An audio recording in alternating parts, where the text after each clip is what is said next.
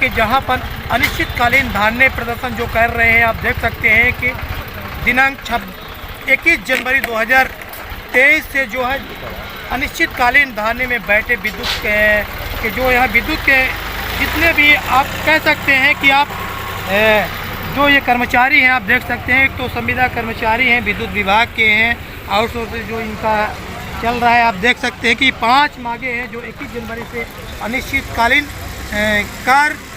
बहिष्कार भी कर चुके हैं, लेकिन अब तक जो है कि ज़िले के प्रशासन, चाहे डी की बात की जाए, ई की बात की जाए या कार्यालय यंत्री की बात की जाए, ऐसी की बात की जाए, अब तक उनके मांगों को नज़रअंदाज कर रहे हैं। लेकिन वहीं पर नियुक्तियां भी कहीं में कहीं दलाली प्रथा के माध्यम से सीधी ज़िले में जमकर किया जा रहा है।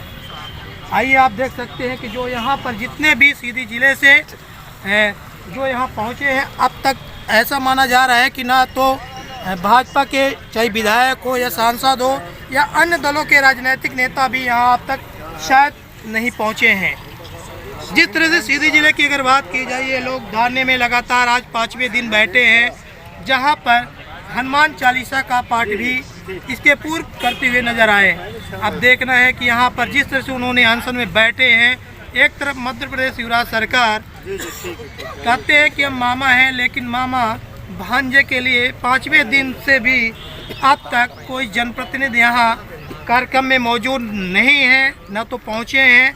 लेकिन इनकी जो मांगे हैं कि एक तो नियमित किया जाए, जिस तरह से उनसे काम लिए जाते हैं, चाहे मीटर रीडिंग की बात की जाए, जिस तरह से विद्युत विभाग का जो अगर पोल से लेकर गांव में जिस तरह से उनको जिस तरह से चाहे आंधी हो, पानी हो, धूप हो, हर समय जो है तो विद्युत की अगर लाइन की जो भी समस्या हो तो दिन रात में अपनी सेवा देते हुए नज़र आ रहे हैं। लेकिन इनकी जो सुविधाएं मिलनी चाहिए तो क्या मिल रही है, आइए हम कुछ बात करते हैं।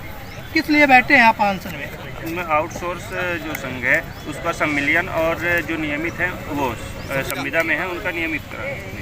तो आज कितने दिन है?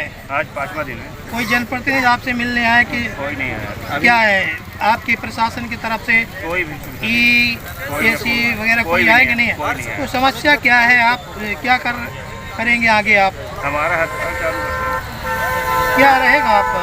बिल्कुल, हमारा जो अगला कदम होगा वो जब तक हमारी मांगे पूरी नहीं होती है तब तक हमारा हड़ताल जारी रहेगा। सरकार या जिला के प्रशासन कलेक्टर है, कोई आपसे मिलने आया है आप तक? नहीं, अभी तक कोई नहीं आया। तो ये व्यवस्था अगर अपनी घटना भी होती है तो जवाबदार कौन? इसके लिए जिम्मेदार मध्य प्रदेश शासन होगा और हमारे मध्य प्रदेश शासन के अधिकारी होंगे। तो निश्चित ही जिस तरह से आप देख सकते हैं कि ये रामायण भी रखी हुई है, यहाँ हारमोनियम वगैरह भी रखे हैं, कई लोग यहाँ बैठे हैं। तो जिस तरह से किन किन बिंदुओं को लेकर आप बैठे हैं? हम लोग 5 बिंदुओं को लेकर बैठे हुए हैं यहाँ पे, जिसमें से कि संविदा का नियमितीकरण और आउटसोर्स का सम्मिलियन के लिए बैठे हुए हैं। पेंशनर की भी बात रखी गई है हम लोगों के द्वारा, जिसमें यूनाइटेड फोरम हम लोगों के साथ में था और करंट समय में वो हम लोगों का साथ छोड़ के पीछे चले गए हैं।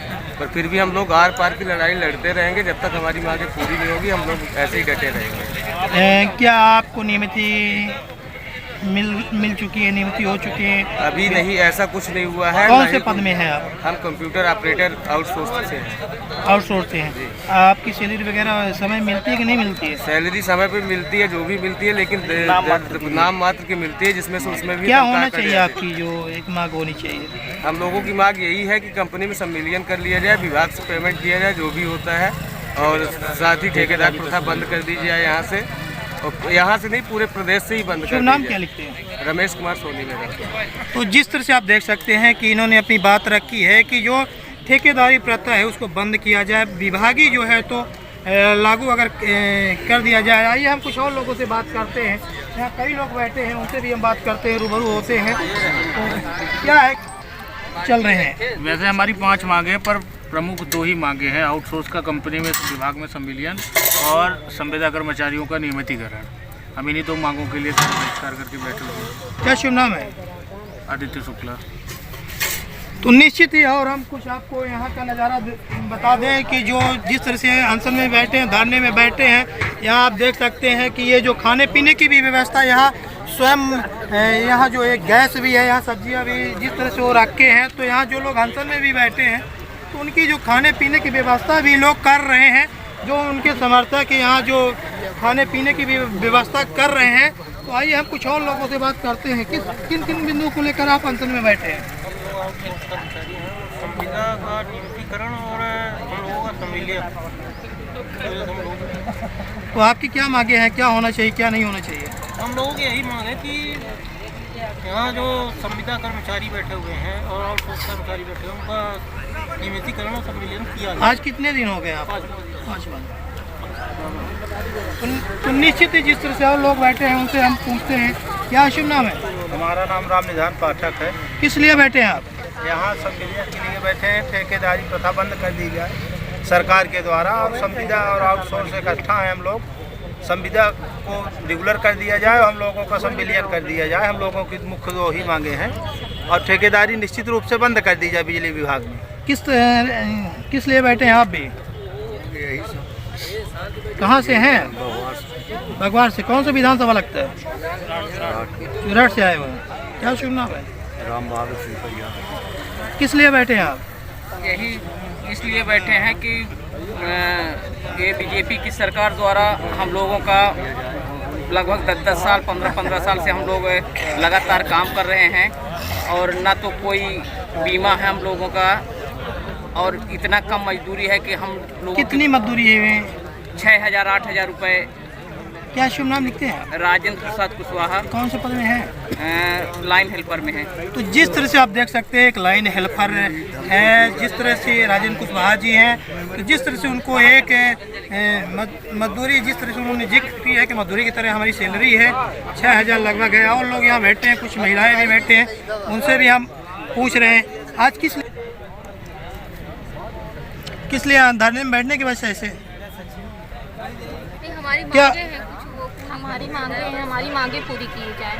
हम लोग 5 दिन से यहाँ बैठे हैं। कौन से पद में हैं इस समय? Computer operator. Computer operator. कितनी सैलरी वगैरह मिल रही है इस समय? 11। तो रेगुलर है कि? जिस तरह से यहाँ धरने में और लोग बैठे हैं उनसे हम बात करते हैं। किन किन बिंदुओं को लेकर आप? हमारी प्रमुख 2 मांगे हैं। संविदा कर्मचारी को नियमित किया जाए और जो हमारे आउटसोर्स कर्मचारी हैं उनको विभागीय संविलियन किया जाए, उनको विभाग के थ्रू पेमेंट किया जाए। जो ठेकेदारों के थ्रू पेमेंट होता है वो विभाग के थ्रू पेमेंट किया जाए। हम लोग 10-10, 15-15 साल से काम कर रहे हैं। किसी के घर में 15 साल मजदूरी करते तो भी हमारी अगर 1,000 रुपये साल भी देता तो 15,000 रुपये आज पेमेंट होती है। इस समय कितना मिल रहा है आप लोग? हम लोगों को 10,000, किसी को 8,500, किसी को 9,500, कोई निश्चित नहीं है। तो क्या विभागीय मिल रहा है कि ठेकेदारी? ठेकेदार के थ्रू। आपको कितना मिलना चाहिए, आपका लक्ष्य? एक साधारण मजदूर भी मजदूरी करता है, वो भी 500 से 600 रुपये पाता है। हम लोगों को 300 से 350 रुपये दिया जा रहा है। जिस तरह से आप लोग फील्ड में भी जाते होंगे, कार भी टूटता होगा, सभी काम कराते हैं। जो हमारे लोगों के लिए मतलब हमारा ठेकेदार एथराइज नहीं किया है, आप लोग की खंभा में नहीं चढ़ोगे, फिर भी कंपनी के द्वारा विभागीय कर्मचारियों अधिकारियों के द्वारा हम लोगों को खंभे में चढ़ा के काम लिया जाता है। कई लोग घटनाएं भी हो जाती हैं, आपके लोग बिछड़ भी जाते हैं। बिल्कुल, उनको कोई सहायता नहीं मिलती है।